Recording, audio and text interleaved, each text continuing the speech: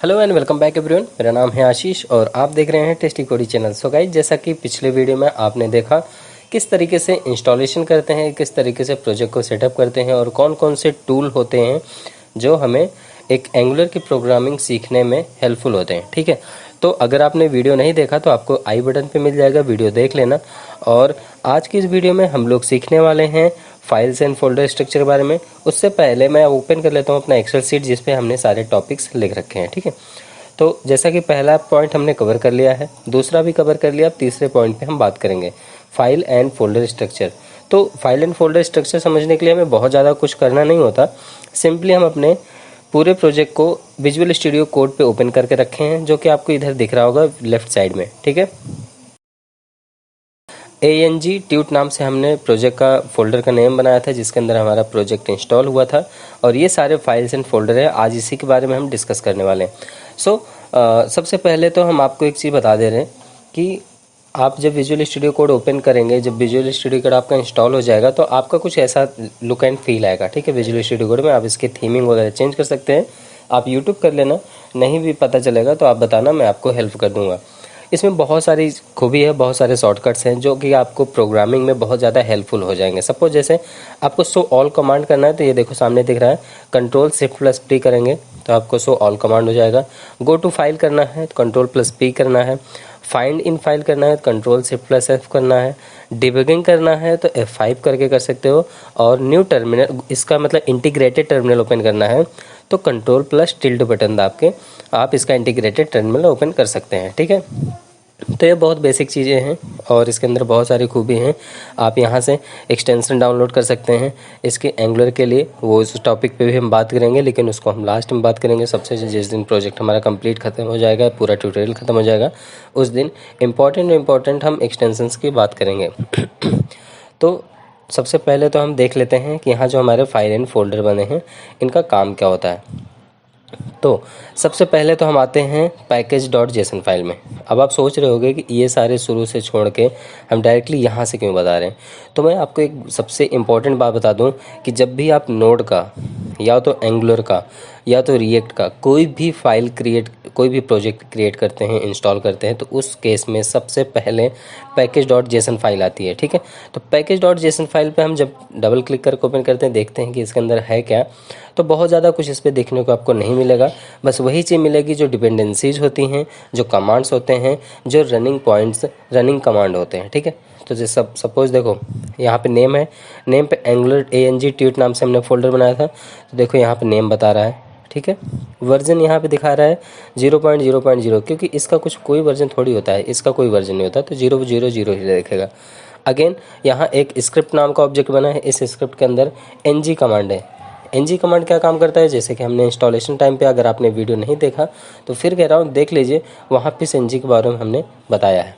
ठीक है, स्टार्ट करने के लिए NG सर्व आप यूज करेंगे, जैसे कि आपका प्रोजेक्ट कंपाइल होगा, बिल्ड होगा, स्टार्ट होगा। ठीक है, प्रोजेक्ट को अपने बिल्ड बनाना है तो NG बिल्ड कमांड देना पड़ेगा। और कोई स्पेसिफिक पॉइंट या कॉन्फ़िगरेशन डेवलपमेंट सीट पर ओपन करना है, राउट पे ओपन करना है, तो NG build -watch configuration and development लिख के करेंगे तो आप वॉच मोड पे देख सकते हैं। ठीक है, and the last NG test जब करेंगे तो आप अपने प्रोजेक्ट को टेस्ट मोड पे ओपन कर सकते हैं। अब बात आती है नेक्स्ट पॉइंट की, डिपेंडेंसीज। तो यहाँ आप देख सकते हैं बहुत सारी डिपेंडेंसीज प्री डिफाइन इंस्टॉल हो चुके हैं जब हमने प्रोजेक्ट को इंस्टॉल किया था। तो सबसे पहले है एंगुलर एनिमेशन है, और एंगुलर कॉमन है, एंगुलर कंपाइलर है। तो ऐसे ऐसे बहुत सारी डिपेंडेंसी है, अब एक एक को मैं कवर नहीं कर सकता। जैसे जैसे जिसकी ज़रूरत पड़ेगी वो मैं कवर करता चलूँगा। ठीक है, एंड डेवलपमेंट डिपेंडेंसी भी होती है। अब डेवलपमेंट डिपेंडेंसी और नॉर्मल डिपेंडेंसी में क्या डिफरेंट होता है, ये वीडियो के बीच में एक पॉइंट मैंने वहाँ पे डिफाइन किया है, उस सर्विसेज वाले पे, वहाँ पे मैं आपको बताऊँगा ये सारी चीज़। ठीक है, चलो, तो ये फाइल हो गया। अब इसी का log file JSON file create होता है, तो same as this same file तुमको दिखेगी, लेकिन यहाँ पे कुछ एक्स्ट्रा चीज़ें दिखेंगे जो CSS टूल, रीमैपिंग, आर्किटेक्ट, ये सारी चीज़ को कवर करता है, कवर अप करता है, वर्जन और रिजॉल्व, इन सारे वर्जन क्रिएट करता है, तो उसी के लॉग फाइल है। ठीक है, तो ये भी कोई आपकी काम की नहीं है, आपको इसको नहीं छेड़ना है। karma.config.js फाइल बेसिकली ये टेस्टिंग पर्पज़ के लिए यूज होता है। इसमें आपको जैस्मिन टेस्टिंग कर्मा की क्रोम की फाइल, कौन से फाइल रन हो रही, कौन सी बिल्ड हो रही, किस पे क्या एरर आ रहा है, वो टेस्टिंग मोड पे चलते हैं। ठीक है, तो इसको भी हम अभी क्लोज कर देते हैं। अब आता है angular.json फाइल। तो बेसिकली angular.json फाइल में भी कुछ ऐसी चीज़ें हैं जो कि आपके लिए बहुत ज़्यादा इंपॉर्टेंट है, जो आप चेंज कर सकते हो। ठीक है, मैंने पैकेज.json को चेंज करने को नहीं बोला, इसलिए नहीं बोला क्योंकि वो चेंज नहीं करना चाहिए, और चेंज करोगे तभी करना जब आपको उसके बारे में नॉलेज हो। लेकिन आप angular.json फाइल चेंज करना पड़ेगा कब? जब आप कोई अलग थर्ड पार्टी लाइब्रेरी यूज करेंगे, जैसे स्टाइल शीट में कुछ यूज कर रहे हैं और स्क्रिप्ट कुछ अलग यूज करना चाहते हैं, कोई एसेट्स कुछ हार्ड कोडेड दिखाना चाहते हैं, तो उन सारे केसेस पे आपको यहाँ पे चेंज करना पड़ेगा। ठीक है, स्टाइल के लिए ये है, स्क्रिप्ट के लिए ये है, एसेट्स के लिए ये है। ये सारी चीज़ें यहाँ पे आपको डिफ़ाइन करनी पड़ेगी, और ये भी बहुत ज़्यादा आपको चेंजेस नहीं करना पड़ेगा, जहाँ तक है आपको इन्हीं तीनों में चेंजेस करना पड़ेगा। ठीक है, assets, style and script. Another चीज़ इस पर कुछ भी नहीं होगा, क्योंकि यहाँ पे हमारे स्कीमा का वर्जन डिफाइन होता है, प्रोजेक्ट के टाइप डिफाइन होते हैं, और जो हमारे सोर्स फाइल होती है, प्रीफिक्स चीज़ें होती है, वो यहाँ से एग्जीक्यूट होकर रन होती हैं। तो इसको भी आपको ज़्यादा छेड़ने की ज़रूरत नहीं पड़ेगी। अब बात आती है tsconfig.json file. tsconfig.json file basically हमारे प्रोजेक्ट की रूट डायरेक्टरी को रीड करने के लिए बेसिकली ये क्रिएट होता है, और इसी से रिलेटेड है tsconfig app.json फाइल। ठीक है, जिसके अंदर बहुत बेसिक सा app.json बना होता है, जो कि हमारा एग्जीक्यूशन टाइम पे एक्सटेंड करता है प्रोजेक्ट को। ठीक है, सपोज SRC के अंदर main.ts आप लोग जानते हो, main.ts सबसे पहले लोड होता है, जो बूट स्ट्रैपिंग मॉड्यूल को एग्जीक्यूट करता है, और उसी के साथ साथ polyfill.js जो कि टेस्टिंग के लिए यूज किया जाता है। तो इन दोनों को यहाँ से एग्जीक्यूशन करवाया जाता है। ठीक है, तो इसके लिए tsconfig.app.json फाइल यूज की जाती है।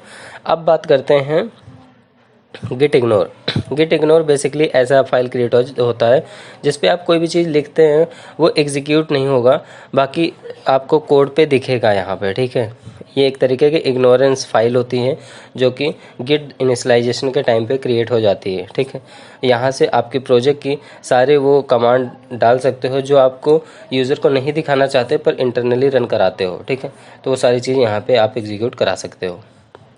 एडिटर कॉन्फ़िग बेसिकली आप कौन सा एडिटर यूज करते हो उसके कॉन्फ़िगरेशन फाइल की डमी फाइल यहाँ पे जनरेट होती है, and this is not useful. ठीक है, तो इसको भी हटा देते हैं। सॉरी, मुझे एक्चुअली थोड़ा सा गले में खराशी की वजह से खांसी आ रहा है।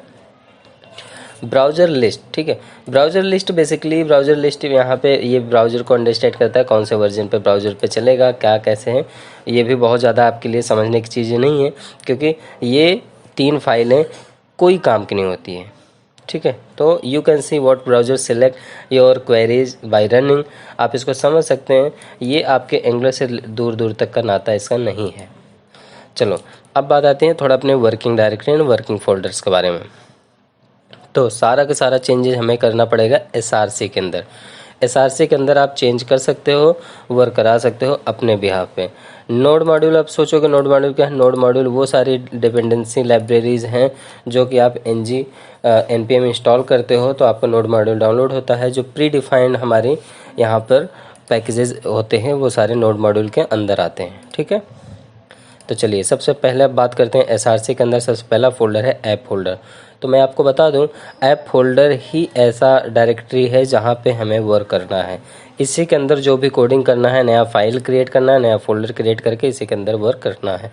तो वो सारी चीज़ें हम करेंगे ऐप फोल्डर के अंदर। सेकेंड बात, एसेट्स के अंदर वो सारी चीज़ें रहेंगी जैसे आपके इमेज हो गया, कोई स्पेसिफिक स्टाइल शीट का फ्रेमवर्क हुआ, या कोई स्पेसिफिक स्टाइल शीट की आप कोड लिखे हैं तो उसको आप यहाँ रख सकते हैं। कोई स्पेसिफिक डमी डेटाबेस बनाए हैं जेसन फाइल में तो आप उसको यहाँ रख सकते हैं। तो एसेट्स बेसिकली अपने प्रोजेक्ट के एसेट्स को रखने के लिए काम आता है।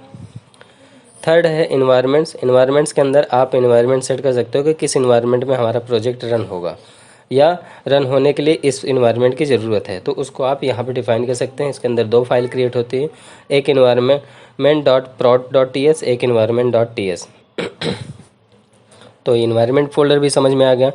फेविकॉन आइकन है जो कि आपके एंगुलर में दिखाई देता है। index.html, बेसिकली index.html से हमारा प्रोजेक्ट स्टार्ट होता है। ये ऐप रूट पे जाता है। अब ऐप रूट आपको कहाँ मिलेगा?